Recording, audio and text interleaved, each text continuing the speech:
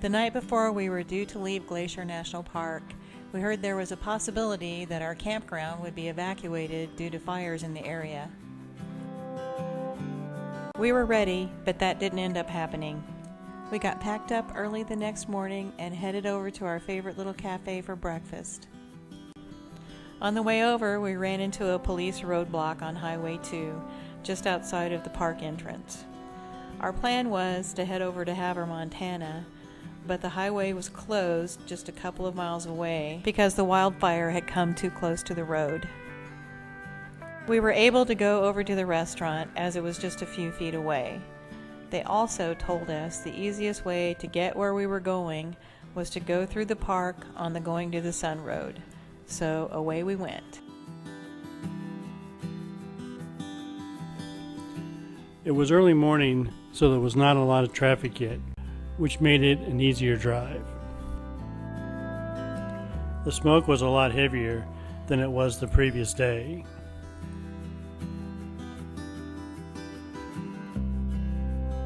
I'm sure the smoke gave us a different perspective of the beauty of the park.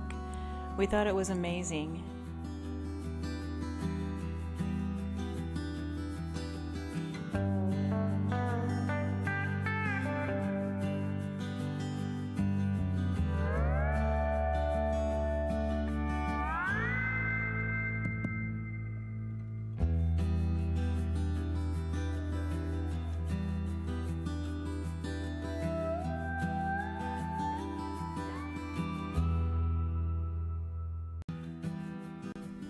At first, I was really worried about Dan having to drive the narrow mountain road, but Dan wasn't worried at all.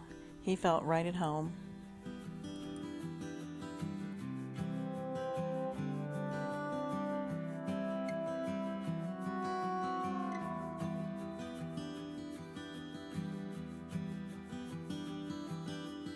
I concentrated on filming the drive and grabbed some photos on the move with my Nikon. I'm an action photographer. Seriously, I have been known to get a few pictures as we drive down the road. A small percentage of them even turn out okay.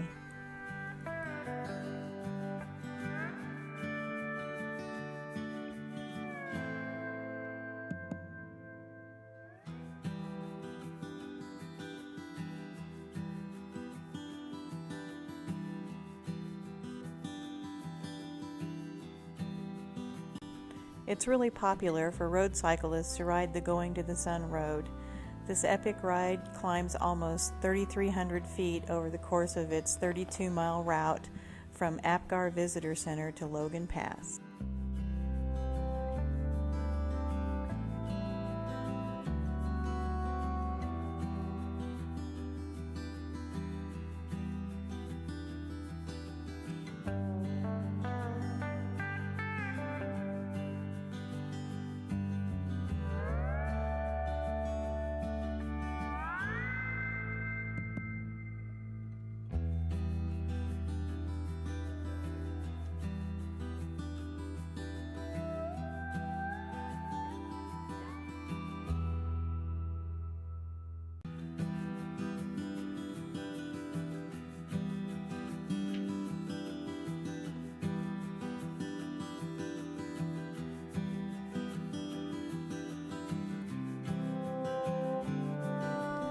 The Going to the Sun road crosses the Continental Divide through Logan Pass at an elevation of 6,646 feet, which is the highest point on the road.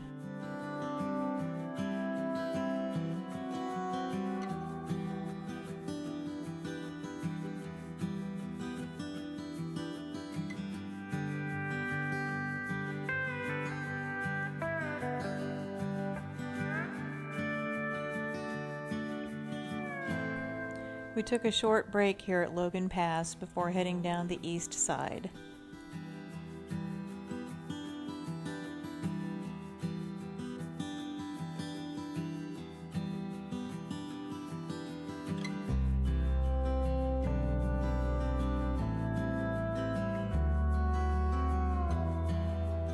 The length of the road is approximately 50 miles and spans the width of the park between the east and west entrance.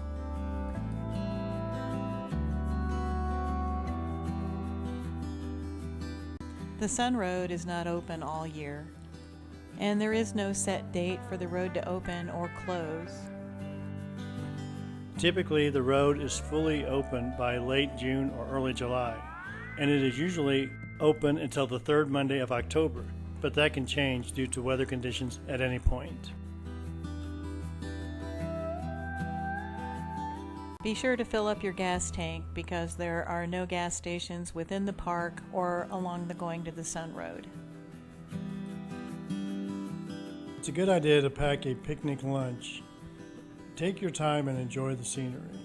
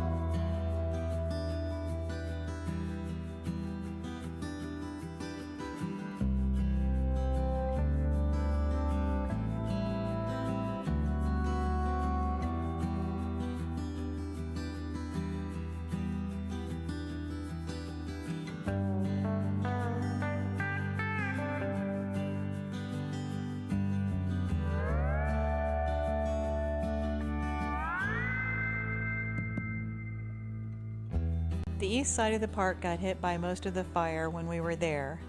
You can usually see a lot of wildlife, but we didn't see a lot during this trip. I'm sure the fire kept most of the wildlife away.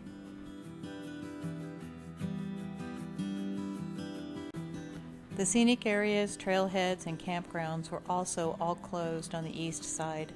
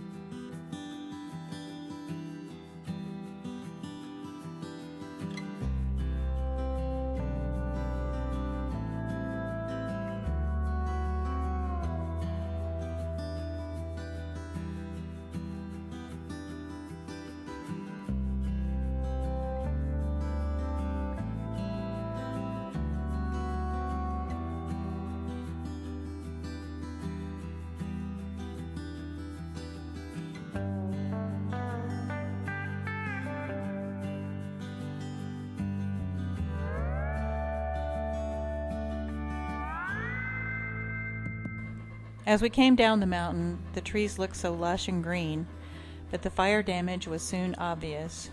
Some of the damage was from past years, but some much more recent.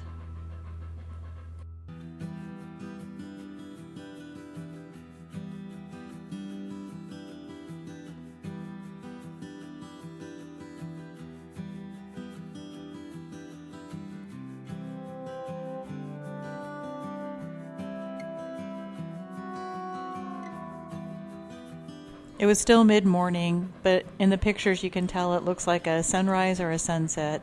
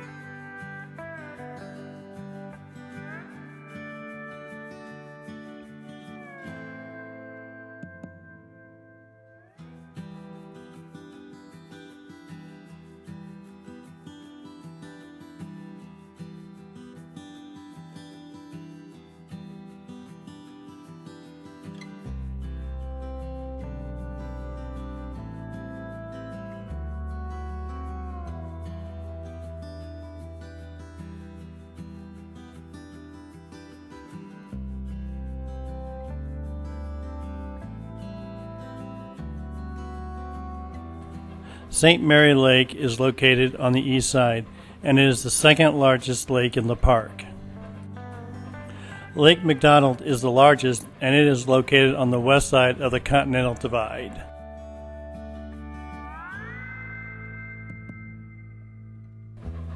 St. Mary Lake water is a lot colder because it's at a higher altitude than Lake McDonald. During the wintertime, the lake is often frozen over, but in the summertime, it's perfect for a boat tour, and judging by the views we had driving by, it will definitely be on our list for our next visit.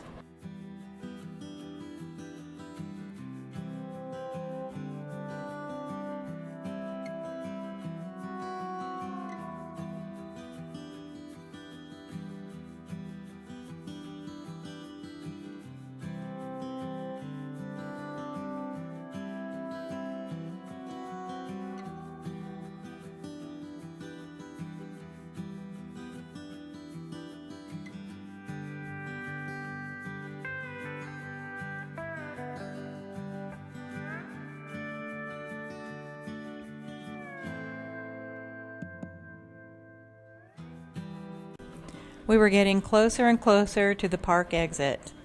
We were about to start our long trek home, and therefore our adventure was coming to an end. Glacier is a long way for us, but the trip was so worth it. We plan to return and spend more than just a couple of days in this gorgeous place.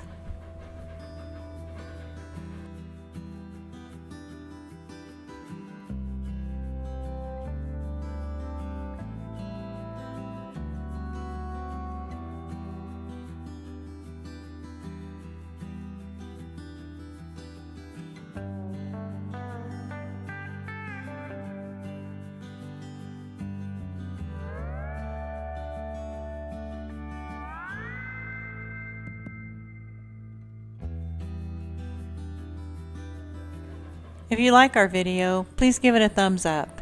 And if you like our channel, please subscribe.